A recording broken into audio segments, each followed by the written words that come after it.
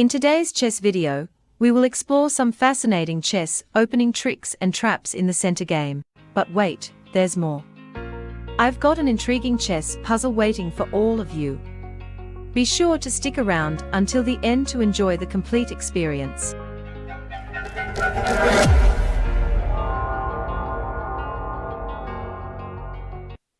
We begin with the king's pawn opening, playing e4 followed by d4, known as the center game. Black typically responds by capturing the pawn, known as the accepted line. From this position, an aggressive move that white can consider is c3. However, we will not focus on the Danish gambit in this video. If you're interested in a video on the Danish gambit, please let us know in the poll above. Returning to our game, as white, we play queen takes d4, and black attacks the queen with the knight, as expected. Now, we will examine 4 different traps one by one, while also understanding the tactical ideas behind them. These tactics can be applied to similar positions in your future games.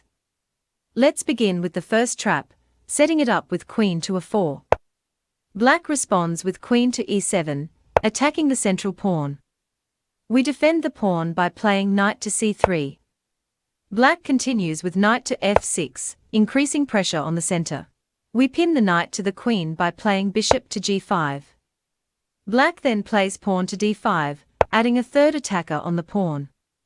It's important to note that black can play these moves in any order, but the main objective is to attack the center, eventually leading to the same position. In this position, we intentionally ignore the pawn and instead castle on the queen side, inviting black to capture the pawn.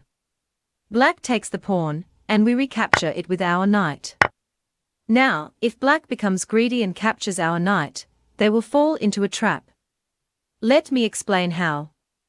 Since black can't take with the knight due to the pin, they capture with the queen. At first glance, it may appear that we have given away our knight for free. However, we have a brilliant tactical idea in this position. Can you spot it? Absolutely. The brilliant move we can play here is rook to d8 check. This move creates a powerful pin on the knight, preventing it from capturing the rook. If white decides to capture the rook with the king, we seize the opportunity to capture their queen. The knight is also unable to take back the rook due to being pinned to the king. This sequence of moves sets up an incredible queen trap, showcasing the strategic and tactical complexities of the game. Now, let's explore another intriguing trap that can be executed by black.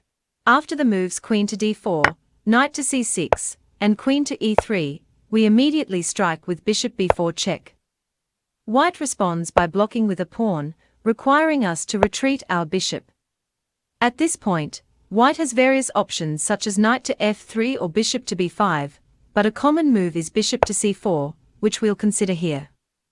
In the center game, black often hesitates to play knight to f6 due to the potential pawn push.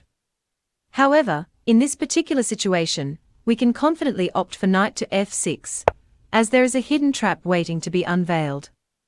After knight f6, if white responds with e5, instead of hastily moving our knight away, we should consider whether there's a way to disregard this threat and launch a counterattack. And indeed, there exists a delightful tactic in this position. Let's examine how it unfolds.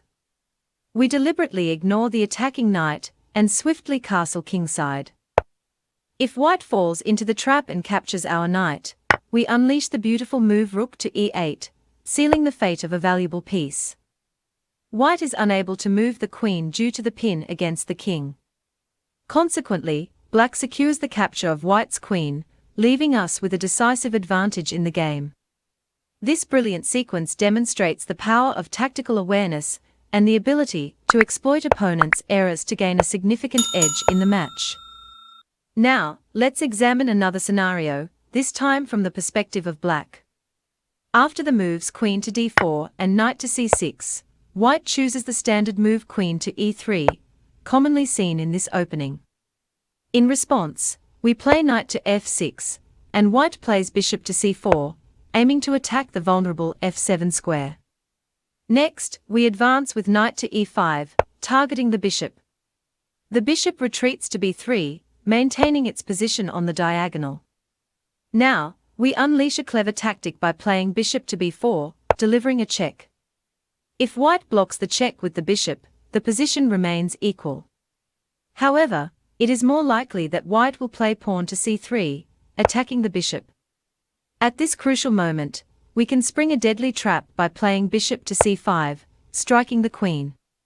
If the queen captures our bishop, we have the powerful move knight to d3, creating a fork against the king and queen. Therefore, it is not advisable for white to capture our bishop. Instead, white will need to relocate the queen, and a move like g3 seems natural, as it also targets the g7 pawn. However, we have another tactical idea waiting. Can you spot it? It's the remarkable move bishop to f2, delivering a check and posing a threat to both the king and queen simultaneously. If white captures the bishop with the queen, we can once again play knight to d3, executing a fork against the king and queen. Furthermore, if after bishop takes, the king captures on f2, we can involve our other knight in the action by playing knight takes e4 check, once again resulting in winning the queen. This series of tactical maneuvers showcases the ingenuity of chess play and the potential for devastating traps. Moving on, let's delve into an extraordinary game, where white employed captivating tactical ideas to deliver a checkmate on the black king. In the center game, after queen to d4 and knight to c6, white proceeded with the customary move queen to e3.